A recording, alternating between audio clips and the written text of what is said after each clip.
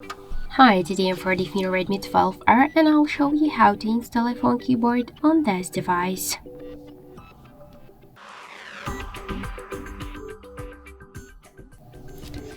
So first we should get the Green Apple keyboard application from the Play Store. That's why in the search we'll enter the Green Apple keyboard.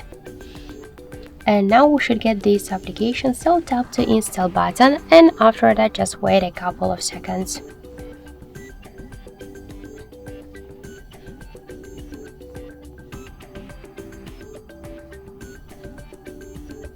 So then just tap to open the app, click enable in settings, on the Green Apple keyboard tap on the switcher to off, click twice to OK and now go back.